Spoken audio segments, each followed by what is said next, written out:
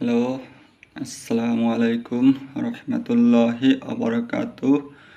আমার নাম হলো ইমরান হোসেন। আমি বর্তমানে রাজশাহী বিশ্ববিদ্যালয়ে মাস্টার্স প্রথম সেমিস্টারে পড়াশোনা করতেছি। আজকে আমি আপনাদের সাথে আলোচনা করব চর্যাপদ নিয়ে। চর্যাপদ হলো প্রাচীন যুগের সাহিত্যের একমাত্র নিদর্শন। আপনারা জানেন যে চর্যাপদ থেকে বিসিএস সহ বিভিন্ন সরকারি চাকরির পরীক্ষাগুলোতে এবং অ্যাডমিশন বা বিভিন্ন বিশ্ববিদ্যালয়ের ভর্তি পরীক্ষায়ও প্রশ্ন হয়ে থাকে। তাই চর্যাপদ এই অধ্যায়টি আমাদের সকলের জন্য অনেক গুরুত্বপূর্ণ একটি অধ্যায়। তো আমি এখন শুরু করতেছি। চর্যাপদের চারটি নাম রয়েছে। নাম চারটি হলো চর্যা, চর্য বিনিশ্চয় বা চর্যা গীতিকোষ বা চর্যা গীতি বা চর্যাপদ। চর্যাপদ বা চর্য বিনিশ্চয় এটি প্রথম আবিষ্কার করেন মহামহোপাধ্যায় হরপ্রসাদ শাস্ত্রী, যিনি ছিলেন কলকাতা বিশ্ববিদ্যালয়ের বাংলা বিভাগের প্রতিষ্ঠাকালীন অধ্যাপক। তিনি প্রথমবারের চেষ্টাতে ব্যর্থ হন। তিনি প্রথমবার চেষ্টা করেছিলেন 1857 সালে, দ্বিতীয়বার চেষ্টা করেছিলেন প্রথমবার চেষ্টা করেছিলেন 1897 সালে, দ্বিতীয়বার চেষ্টা করেছিলেন 1898 সালে। তৃতীয়বারের প্রচেষ্টায় তিনি 1907 সালে নেপালের রাজ দরবার তথা রয়্যাল লাইব্রেরি থেকে চর্যাপদের পুঁথিগুলো উদ্ধার করেন। চর্যাপদ হলো মূলত গানের সংকলন বা সাধন সঙ্গীত, যেগুলো বৈদ্য সহজিয়াগণরা রচনা করেছিলেন। এই চর্যাপদের সাহায্যে কোনটি চর্য, কোনটি অচর্য বা কোনটি আচরণীয় এবং কোনটি অআচরণীয় তা নির্ণয় করা যেতে পারে। চর্যাপদটি 1907 সালে হরপ্রসাদ শাস্ত্রী চর্যাপদের সাথেও আরও 3 ধরনের পুঁথি উদ্ধার করেছিলেন। তার মধ্যে অন্য পুঁথি তিনটি হলো ডাকার্ণব, সরহপাদের দোহা এবং কৃষ্ণপাদের দোহা এবং চর্যাপদ। এই মোট 4 ধরনের পুঁথি তিনি উদ্ধার করেছিলেন। এর মধ্যে চর্যাপদ হলো একমাত্র বাংলা ভাষায় রচিত এবং বাকি 3টি তথা ডাকার্ণব, সরহপাদের দোহা, কৃষ্ণপাদের বা কাহানপাদের দোহা, এই 3টি হলো অপভ্রংশ ভাষায় রচিত। অপভ্রংশ মানে হলো সাধু ভাষা থেকে বিচ্যুত যে রূপ, সেটাই হলো অপভ্রংশ ভাষা। তো তিনি 1907 সালে এগুলো উদ্ধার করার পর 1916 সালে বঙ্গীয় সাহিত্য পরিষদ থেকে তিনি এটি প্রকাশ করেন। প্রকাশনাকালে এর নাম দিয়েছিলেন হাজারো বছরের পুরানো বাংলা ভাষায় বৈদ্য গান ও দোহা। এখন আমি আসি চর্যাপদ রচনার সময়কাল। ডক্টর মোহাম্মদ শহীদুল্লাহর মতে চর্যাপদ রচনার সময়কাল হল 650 থেকে 1200 খ্রিস্টাব্দ। ডক্টর সুনীতি কুমার চট্টোপাধ্যায়ের মতে চর্যাপদ রচনার সময়কাল হল 950 থেকে 1200 খ্রিস্টাব্দ এবং ডক্টর সুকুমার সেনের মতে চর্যাপদ রচনার সময়কাল হল 900 থেকে 1350 খ্রিস্টাব্দ। তো চর্যাপদ কারা রচনা করেছিলেন বা ওই চর্যাপদ রচনার সময়কালে কোন রাজারা ক্ষমতায় ছিলেন, তো চর্যাপদ রচনা হয়েছিল মূলত পাল রাজাদের সময়ে। এই পাল রাজাদের সময় চর্যাপদ বৈদ্য সহজিয়াগণরা রচনা করেন। তো এগুলো নেপালে পাওয়ার কারণ কি? এগুলো তো রচিত হয়েছিল ভারতীয় উপমহাদেশে, কিন্তু এগুলো নেপালে পাওয়ার কারণ কি? কারণ হলো যে পাল রাজাদের সময় এগুলা রচনা করা হয়েছিল। তারপরে যখন সেন রাজারা পাল রাজাদের পর ক্ষমতায় আসেন, তখন সেন রাজারা বৌদ্ধদের উপর, পালরা ছিল বৌদ্ধ, তো এই বৌদ্ধদের উপরে সেনরা অত্যাচার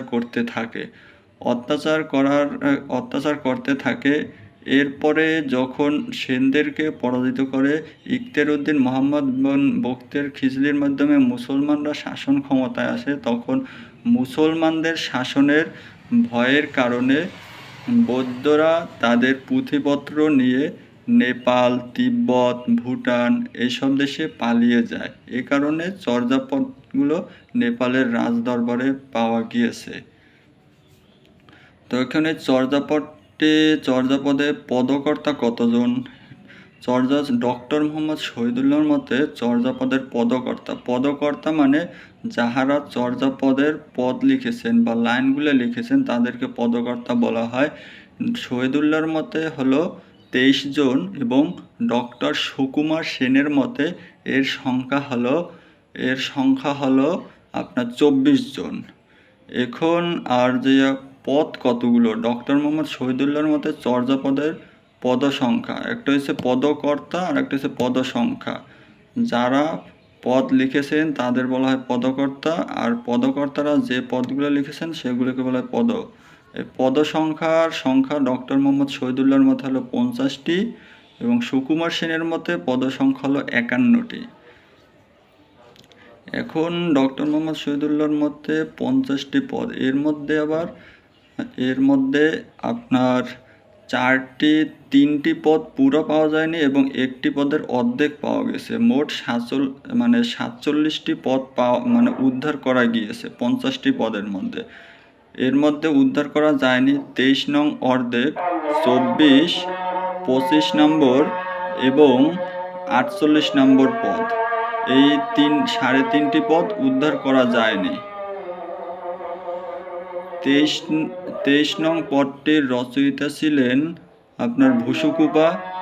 24 নম্বর পদটির রচনা ছিলেন কাহনপা। আর যে 25 নম্বর পদের রচনা ছিলেন তান্ত্রিপা। আর যে 48 নম্বর পদের রচনা ছিলেন কুক্কুরিপা। এখন আসি আপনার চর্যাপদ কোন ভাষায় রচিত, কিভাবে রচিত? এটা হলো মাত্রাবৃত্ত ছন্দে রচিত, ঠিক আছে। আর চর্যাপদের প্রথম ভাষা নিয়ে আলোচনা করেন 1926 সালে ডক্টর সুনীতি কুমার চট্টোপাধ্যায় তার origin and development of Bengali language গ্রন্থে প্রথম চর্যাপদের ভাষা নিয়ে আলোচনা করেন এবং ডক্টর মোহাম্মদ শহীদুল্লাহ প্রথম ধর্মমত চর্যাপদের ধর্ম নিয়ে আলোচনা করেন 1927 সালে তার বিখ্যাত বই বুদ্ধিস্ট মাইস্টিক সংস বইয়ে। আজান চলতেছে, একটু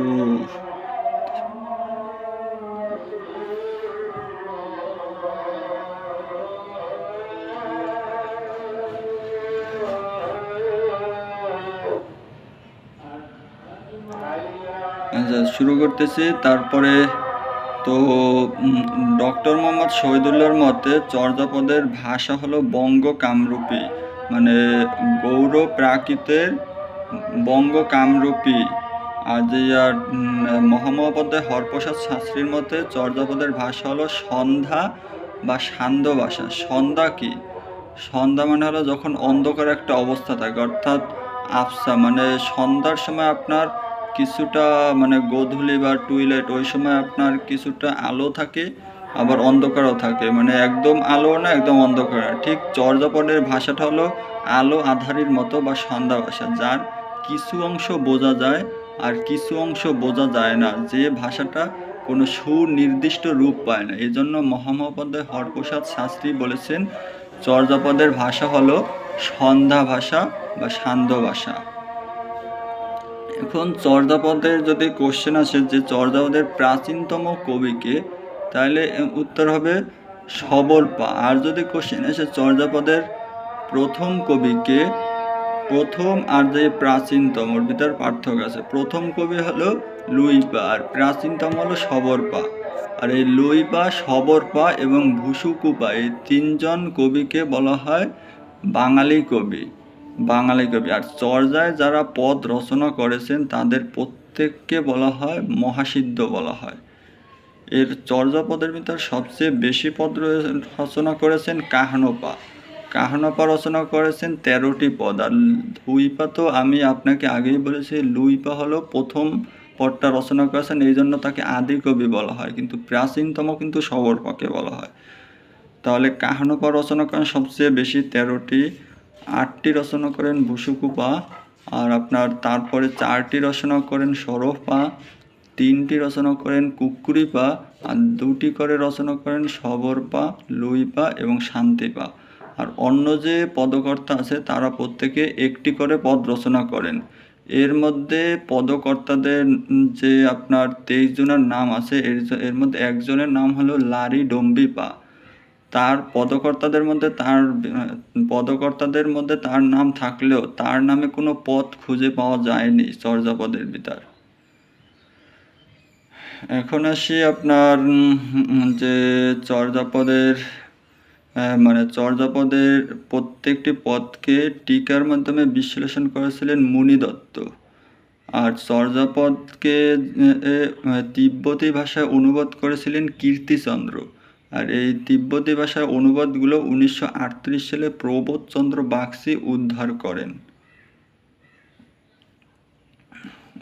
করেন। আর এখানে আপনার যেহেতু চর্যাপদগুলো বৌদ্ধ সহজিয়াগণরা রচনা করেছেন, এখানে মূলত তান্ত্রিক বৌদ্ধ ধর্ম বা বৌদ্ধ ধর্মের তত্ত্বকথা চর্যাপদের ভিতর ফুটে উঠেছে। আর চর্যাপদের ভিতর প্রবাদ বাক্য রয়েছে 6টি। আর এর প্রথম বাক্যটি হলো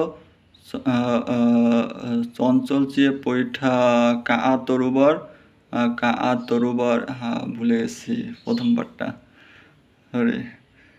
তো এইভাবেই আপনার চর্যাপদ, তো অনেক কবি চর্যাপদকে প্রাচীনতম সাহিত্য, বাংলা ভাষার প্রাচীনতম সাহিত্য হিসেবে মেনে নিতে অস্বীকার করেছেন। যেমন বিজয়চন্দ্র মজুমদার তার হিস্টোরি অফ বেঙ্গল গ্রন্থে বলেছেন এটা প্রাচীন সাহিত্য না বা প্রাচীন না, তাছাড়া অন্যান্য। কিন্তু আপনার সুনীত কুমার চট্টোপাধ্যায়, ডক্টর মোহাম্মদ শহীদুল্লাহ এরা বলেছেন না, চর্যাপদ বাংলা ভাষায় রচিত এবং এটা হলো সবচেয়ে প্রাচীনতম সাহিত্য। তো আজকে এ পর্যন্তই, পরে আবার অন্য একটি ভিডিওতে দেখা হবে। আপনারা সবাই ভালো থাকেন। আসসালামু আলাইকুম ওয়া রাহমাতুল্লাহি ওয়া বারাকাতুহু।